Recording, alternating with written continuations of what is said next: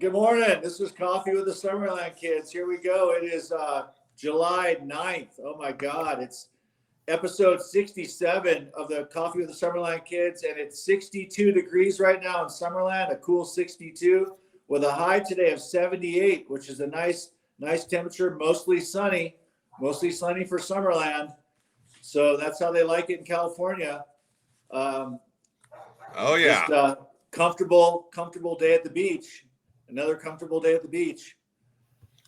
Yeah, so, it's actually pretty comfortable here. I guess I'm getting used to the heat because yesterday it was, I guess, 104, 109 in some places. And I was actually able to go outside and, you know, up until about noon, I could actually handle it. So I guess I'm getting used to the high temps. Yeah, that's amazing, man. I think Death Valley may have hit a record, or they're talking about it for sure, because some motorcycle guy unfortunately passed away. R.I.P. motorcycle dude in Death Valley, because it was 129 out. Yeah, like 129 or some ridiculous thing. So, just too hot, you know. Yeah. I mean, it's really, it takes some getting used to. If you're not used to it, it'll definitely hit you right in the face. Yeah. And I guess that's just part of the cycle, you know, winter to summer. You know, coming from the coast up here, it's really nice because we actually get some seasons. You know, on the coast, you're looking at 69 degrees to, you know, 85 is hot and 63 is cold. Right. We get rain in the spring and cold in the winter, and it's really interesting being from the coast where we don't get that kind of seasonal discrepancy. Yeah, right. And then that one, I think I passed through it, and I also witnessed firsthand the beautiful color changes up in Nevada City and Auburn. I think they call it Auburn just because of the color changes. It's so beautiful how the trees change color. It almost feels like you're in the East Coast or something like that. Just somewhere magical where it actually has seasons, like you said, up there in like Central California area where you're at. You actually get a little more seasonal changes. Oh yeah, definitely. I mean, it's definitely a transition. You know, the spring is just amazing. Yeah. The fall is just amazing. The winter's actually amazing with all the rain. It's, you know, you got to stay inside unless you want to get wet, but yeah, it's nice. We don't get snow here, but you know, everyone remembers the summers. That's for sure. Oh, for sure. Yeah. It's amazing. I mean, you guys are right in the thick of it. So I did look up, I got a top 5 for us on the year. It's yesterday's, chiming in on 1966 top 5 songs. California Dreamin', number 1. That's the Mamas and the Papas. 96 Tears, that's number 2. Question Mark and the Mysterians. Number 3, What Becomes of the Brokenhearted, by Jimmy Ruffin. And then The Last Train to Clarksville, the Monkees. And Reach Out, I'll Be There, the Four Tops. That's the top 5 in 1966. The songs on Billboard. So that's cool. Yeah, kind of interesting. You know, I mean, back then, I feel like in 1966, they were coming out of the 50s. That wasn't too long ago for them. Like, okay, 6 years ago, it was the 50s. But they were really kind of pushing in a whole new direction. And I saw a really cool documentary called Echo in the Canyon about the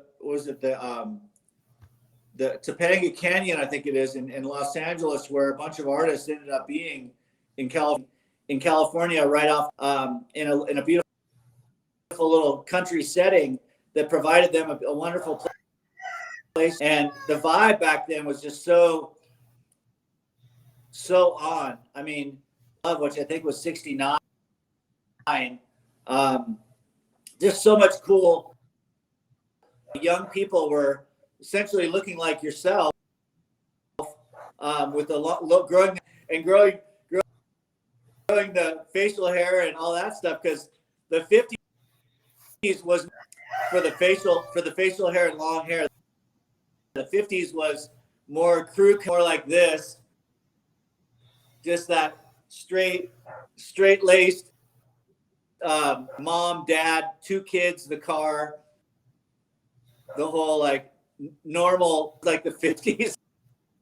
I guess in the 50s, the leather jackets was kind of the hip thing, maybe the alternative culture, going from the business attire to the motorhead, kind of the 50s kind of hot rod style. Right. There's that. I like the for sure. I like that style. You still see it. You go to some of these car shows, and I know a lot of people embrace that car culture style still. Yeah, I love that stuff myself. I love it. That's back then. It's amazing how much like what it meant. Like I think I can't remember what year he got out, but it might have been 60s or 67, something like that. So anyways, he had to keep cutting it, but it was not the time to cut your hair. It was the time to grow your hair out. So he'd keep going to these little outings. He was a Marine, and he had to show up with a clean crew cut style. And he was like, oh man, because everybody else is growing their hair out, and it was like the cool hippie days thing, and all of a sudden you're having to get, so. Yeah, I remember for a while there, I had the clean cut look. I was regional director of training, and it was kind of, you kind of got to keep a clean image. Yeah. It wasn't until, I got out of that before I started growing my hair again. And right. It's almost 3 years. It's getting pretty long. The longest I've had it was maybe down to here. Yeah, wow. Yeah, no, it's nice to have a full head of hair. It's a blessing. I'm going to fake it this time as long as I can. I'm holding off on shaving, of course, and it kind of coincides with the show. So this at least a couple months. We're at show 67. A few months of growth, that's for sure. Yeah, that's a little over 3 months if you count, I guess, 20 shows equals a month, because we're doing 5 days a week. Maybe a little bit off. That's interesting. The calendar, because it's 12 months, but there's 13 moon cycles, and it's kind of interesting. I don't know if it's true or not. Maybe you can research this, but I was told that turtles have 13 of the big tiles around, or 13 and 28. So the turtles' tiles coincide with the moon cycles. That's incredible. Yeah, I saw a nice moon last night, and that picture I sent you, that sunset, I was like, this is just out of hand. I'm like, the color, I didn't modify that image. I still can manipulate it a little bit more to push it, but unfiltered shot. And, I think they call it, like, when you come into Colorado, like, colorful Colorado. So, and I think John Denver talks about it. So we do get that kind of magical green trees and all that, and the mountains. And there is some spots, but just the sunsets, I guess, and the interesting is pretty phenomenal. So yeah, sunsets are amazing. Color's beautiful. Here in California, occasionally we get what's called the super bloom with the wildflowers, and that's just an amazing explosion of color. I think it happens, when there's a good rain, a good wet season, we get a little bit of that super bloom. Yeah, that's amazing. And that's probably some stuff near you, I bet. You know that. Yeah, absolutely. There's a lot of spots where people go. The Table Mountain is Okay. a spot, and we're right at the base of we're at the foothills. Right to the foothills of the Sierra on the west side. Right. That's cool. Nice. Now you got the Rocky Mountains up there, right? Up there in Colorado. Yeah, right behind us, dude. It's like literally like a Santa Barbara style where right behind, I think in Summerland, for example, we had those little hills of our town. I can't remember where the vantage point. For sure, if you were up at Jostens, remember where they made that one Ortega Ridge. So basically what I'm saying is in order to see the mountains behind the town, get back a little bit to see them. But here it's the same kind of scene where you have these, but behind us is just these massive 11,000, elevation. So it's pretty spectacular, and especially when he drove over the mountain because he had to go over to Denver, and so we have to drive over the Rocky River, and he said it was like he felt like it was like driving up the Swiss Alps or something. It's like a half hour. Let's say a strong 25 climbing in your car, and you're driving probably like I'd say average 40 miles an hour, 55 zone. It's a little slower because you're climbing, and you only feel it for sure. The climb. Other people, if you're in an Audi quad, badass little sports car, you can jam through it, but there's still like some massive rock faces, walls that have like the steel netting on them to try to like rocks don't fall, because sometimes we do get those huge boulders that are the size of cars occasionally. Yeah, that's pretty gnarly. So you got to drive through the mountains when there was snow on them. Is there still snow up on the mountains? Not melted now, I believe.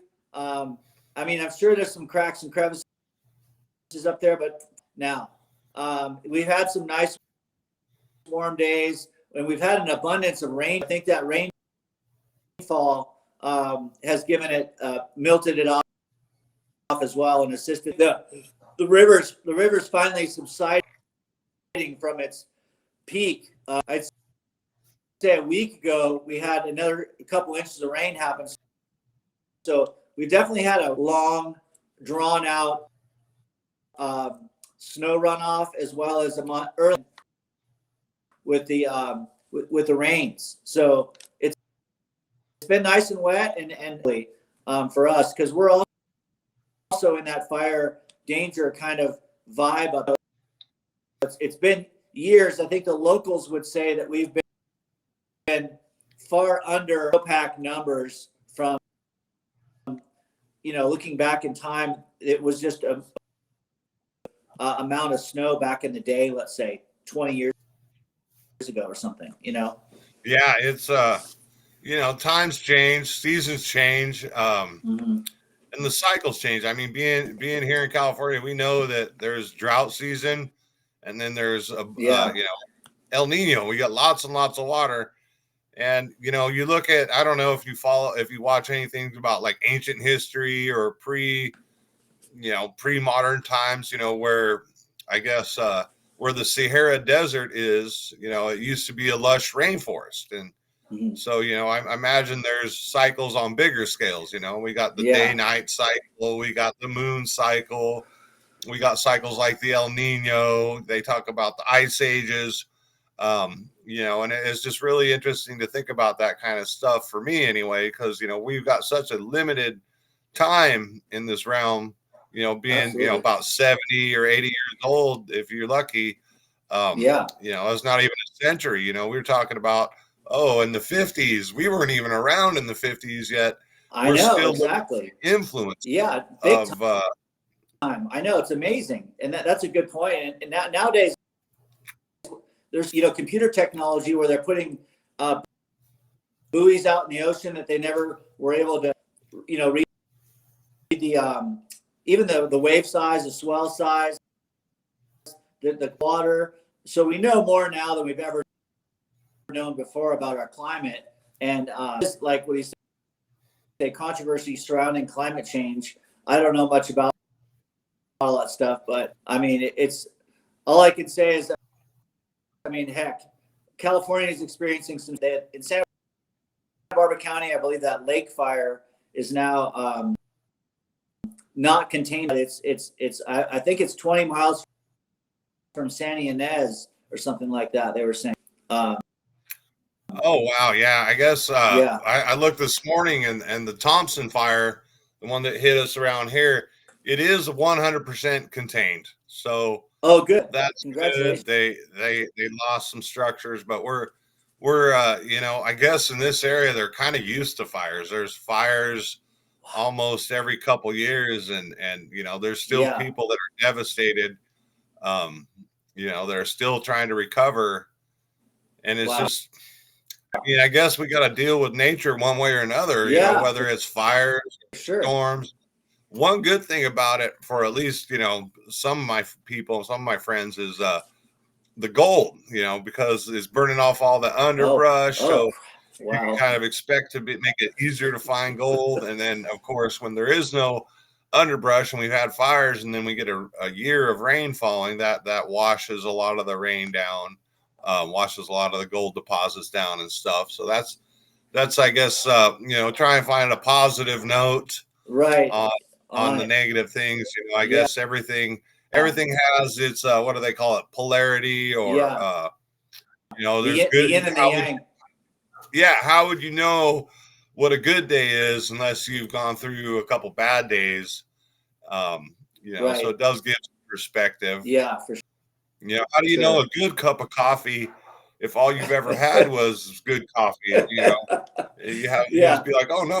But if you have a bad cup of coffee, funny thing, Jericho. So I gave up coffee for a few weeks. I was just consuming so much caffeine. I'd have probably 2 cups every morning, sometimes even 3 cups. And then, in the afternoon, I'd have like an iced coffee or an energy drink. So I was up to maybe 10 servings of caffeine per day. Oh, wow. And I stopped it. I said, oh no, I just felt like, I'm not even enjoying it. I was just like, I need my coffee. I can't survive without it. So I gave it up for like a little over 2 weeks, almost 3 weeks. And it took 2 weeks of headaches, nasty headaches. And now, as you can tell, I'm talking so fast. I'm so excited. The coffee is doing its trick. But yesterday afternoon, me and my girlfriend, we had one of them cans of, mocha coffee. So like a I know what you're talking about. We share that, and then my cat comes up. My cat's so funny. He starts sniffing it, and he takes a little lick, and he's trying to knock the can over so he can get some.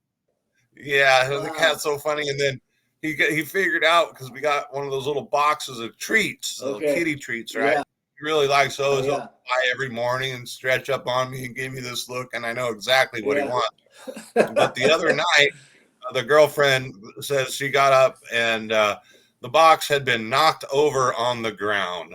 And so he figured out a way to knock it over and get into his treats. And he lounged around like he had overeaten a bunch of chocolates, and he was just lounging around the next day. So I had to put it up on the refrigerator so he can't get to it.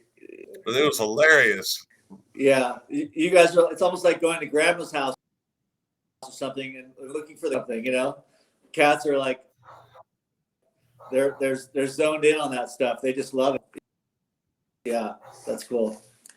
Because my mom wouldn't allow sugar or candies or any kind of pops, and grandma would always have some sugar, some candies, and she'd always allow me to take some candies. And with lunch, she'd offer me a drink, and it was sometimes a soda. So definitely the old grandma's spoiling the grandkid.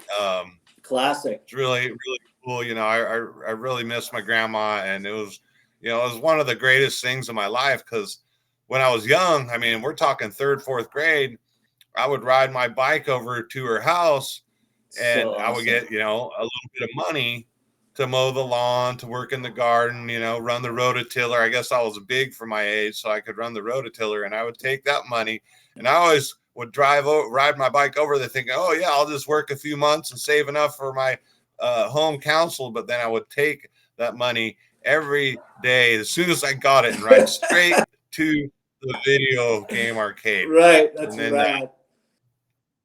like in Santa Claus Lane, I don't know if you remember, they had that little train that went around the backside. I do. Yeah, I remember that. Yeah.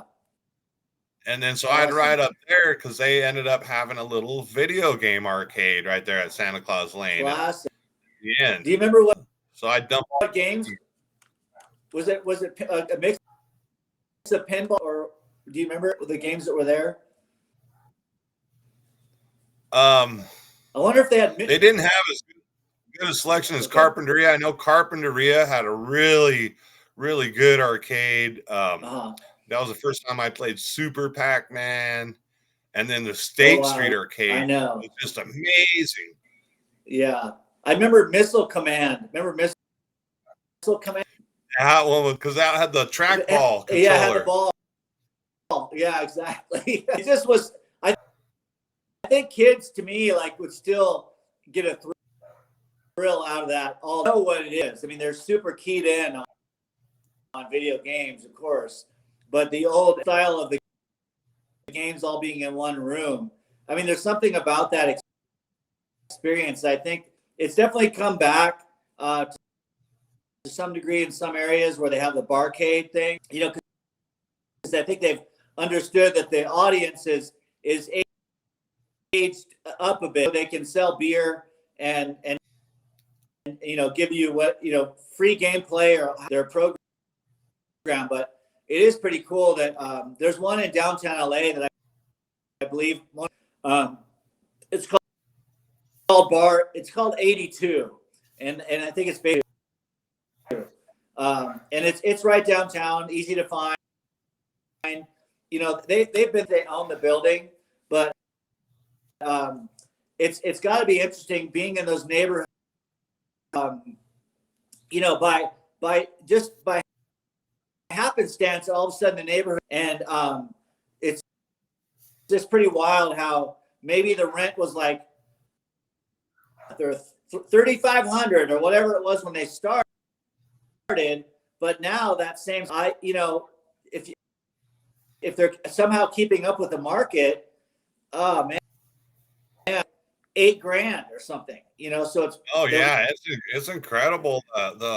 Everything's gone up so much, and it's really difficult to comprehend how good life was when a single family could survive off a single income. Nowadays it's almost impossible.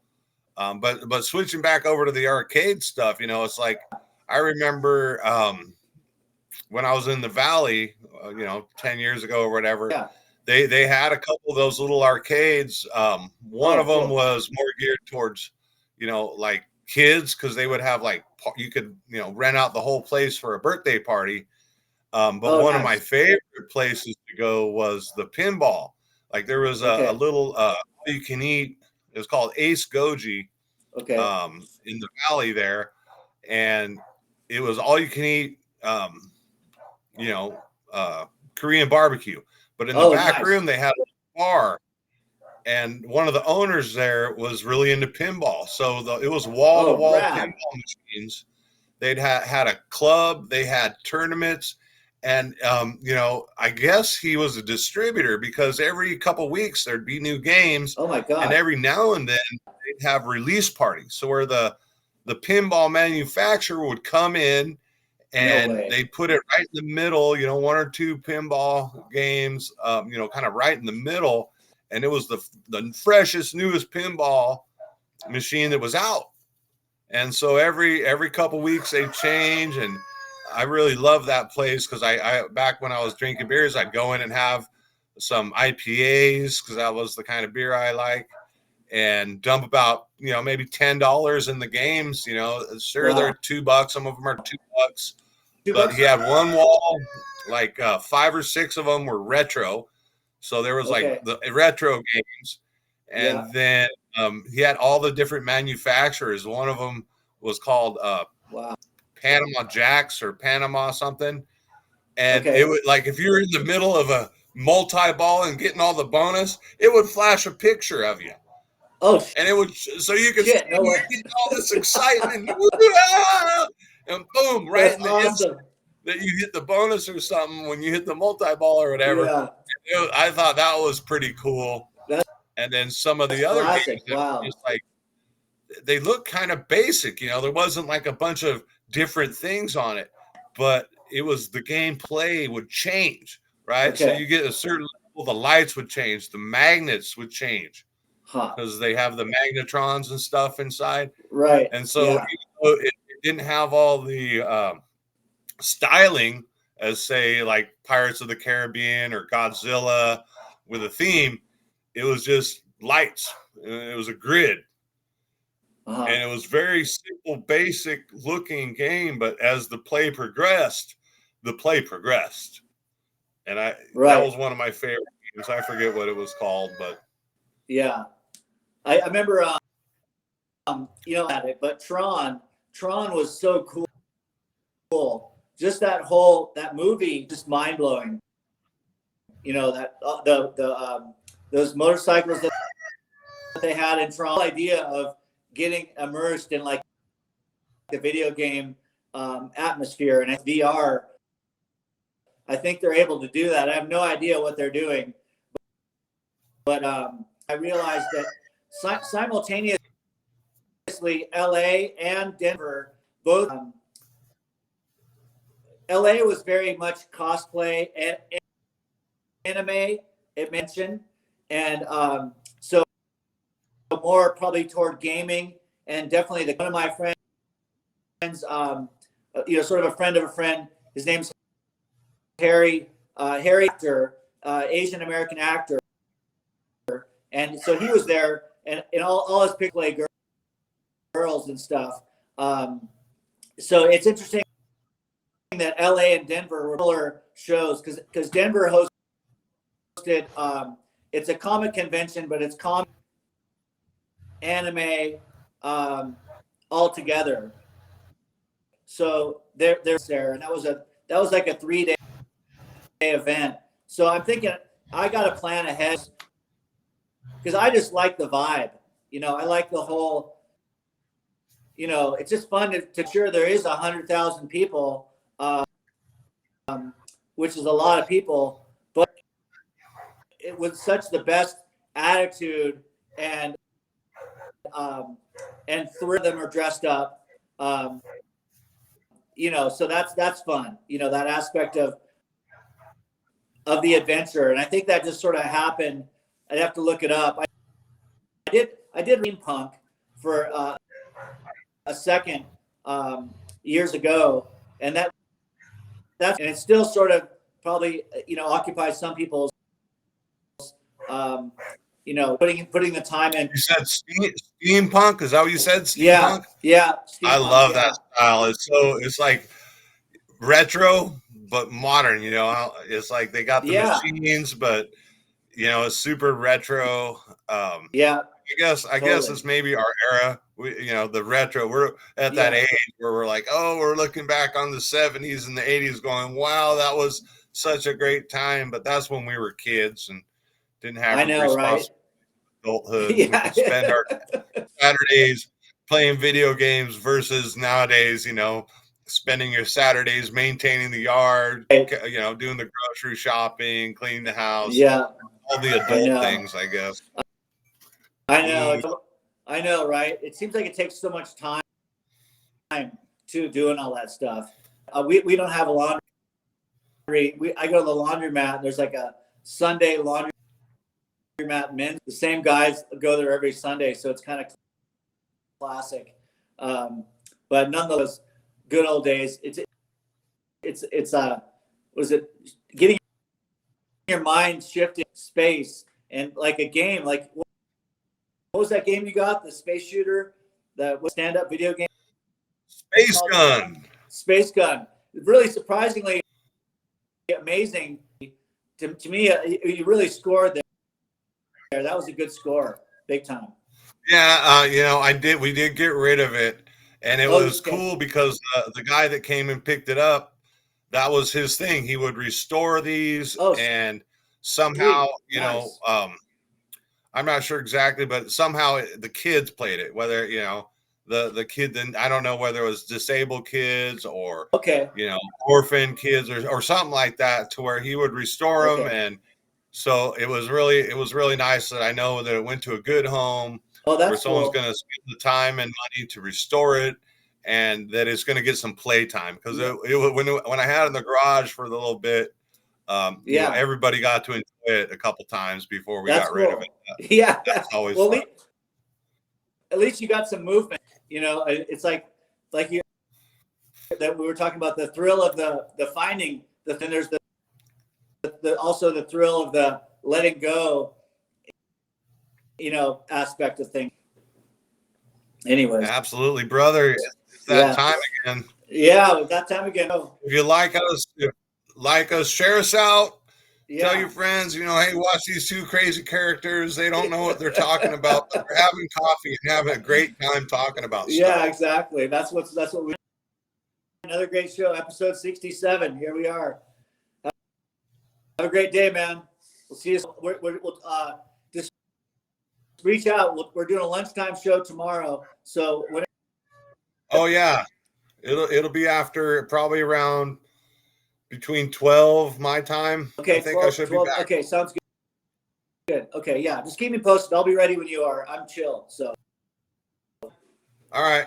Have a great day. Tomorrow. Talk to you soon.